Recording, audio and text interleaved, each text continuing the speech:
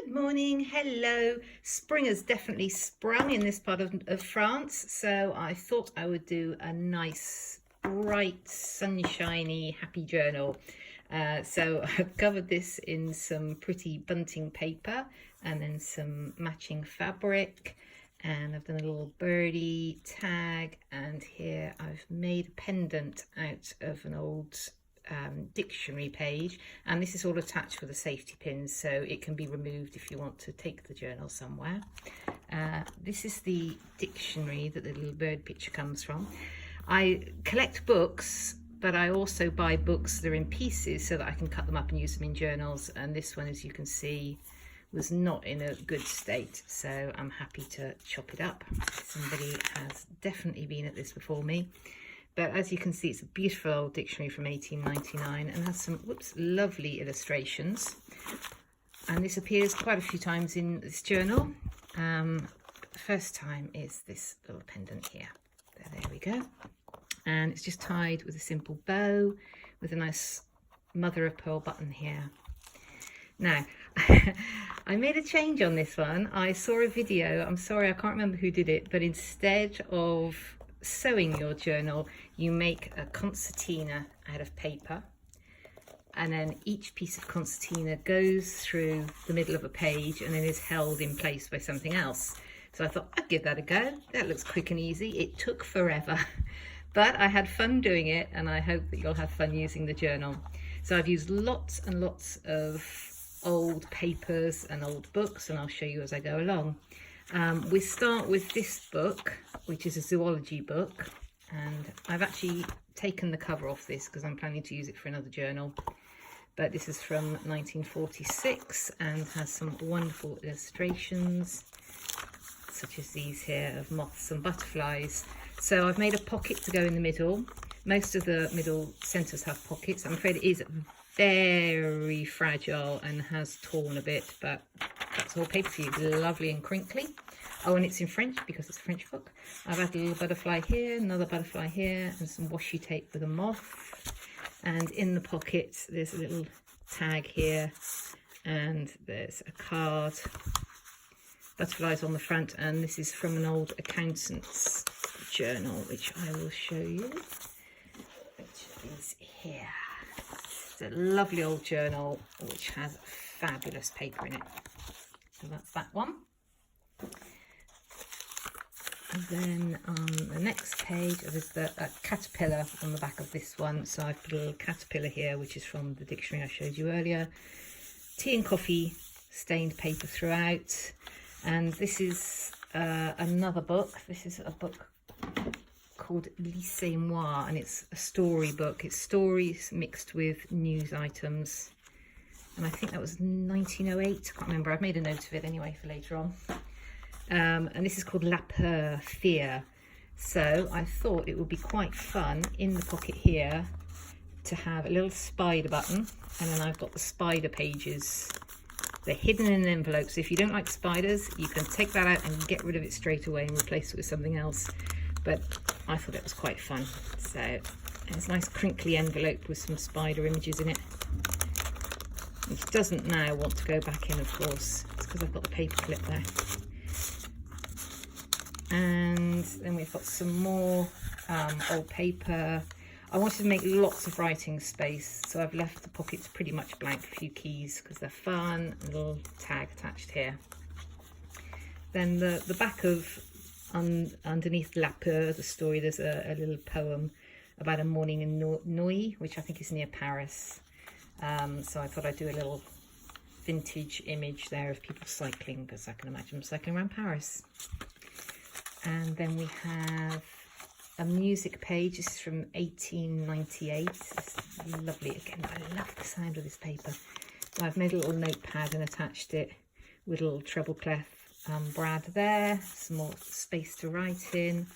A little pocket here with a little card to write in.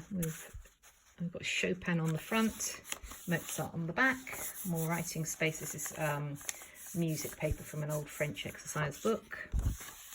More writing, another piece of dictionary here. Then we go on, this is a book called Légion de Bonne Volonté. again, the booksellers love me because I go to the antique bookstores and I buy the broken, torn up, written on books with no covers that nobody else is interested in. But I think they're lovely. This one's from the 1890s again and has some fantastic illustrations, including this one here that I've included for you, which is a teacher. Looks like he's struggling with his class. So I used an old exercise book for the pocket here, did some letters, and then here I made a tag with a wise old owl, and then a little owl here because the teacher reminded me of an owl. And then we go on to, this is a part of a grammar section from another lovely old book, which is again in pieces. And I thought this was quite fun, so I thought as we had the teacher, we'll have some grammar.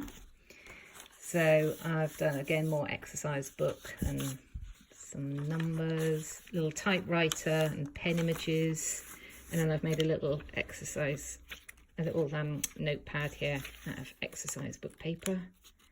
And this is from a 1950s French exercise book, which is here, which is lovely. It's hardback, it's absolutely gorgeous. And it's got some of these stories in it, but it also has some plain spaces. So that's where that comes from. And then we go on and we've got Robinson Crusoe. This is an English book for a change. This one I have made into a journal already here. So that was fun, but I kept some of the paper. And this tea and coffee stain piece reminded me of a map, so I included that, and a little compass here. I've got some nice fabric with a map on it, an atlas, and then a little button with an atlas on it, with a map card with writing space on the back. In that pocket, and again, there's lots of space to write on the pockets themselves. Another nice piece of the map fabric. And then, as we're still on Robinson Crusoe, I thought it would be lovely to have this starfish fabric, which I think is absolutely lovely. Then we have a piece of a book which had no cover, no date, no idea where it came from, but it seems to be French soldiers doing exercises, which was quite fun, and somebody's helped him along here with a few suggestions of where his legs and arms are going to go. So that was fun, and I thought as we're on exercise, let's have a little bicycle card in here. So that's some old French cotton that I've stamped on and made into a little bookmark that can be used anywhere, obviously, within the book. Writing space, more writing space here again. And then we're on to another dictionary. This one's a bit new. I think it's only about 50 or 60 years old. Again, love these dictionaries. I have so many of them and I just can't get enough, really. Beautiful little flower up here, so I thought let's use some flower washi tape, and this is a forget-me-not from my garden that I've dried and put in here. And then a little button this time, and we have more of the smaller dictionary that I've used on the outside, and then paper on the inside for writing more notes. And again, of course, more writing space here and here. And then the back of the piece of dictionary has this lovely bird image, so I thought let's add a few more birds. This is a piece of old French toile fabric, and then a little stamp here, and then a bit of decoupage napkin, and then we're on to more birds. And this is from an encyclopedia of birds, which is from the 70s, which, thinking about it, is 50 years old. It's shocking, but there we go. I remember the 70s. And this is beautiful bird images, tiny bit of writing space there and there. And then we have some more of the toile fabric, little fish stamp, more writing space. And this is a beautiful image of a meadow, and this is from a book called Vacances à la Campagne, so countryside holiday. Beautiful images again. And that's from the 1890s as well. And this is the genuine paper, obviously. And on the back I've done a little lamb and some writing space, more writing space here. And then I thought, going back to the bird images, let's do binoculars, and I used a piece of bird paper, and then inside I've listed everything that's in the journal with all the dates so that you have all that info.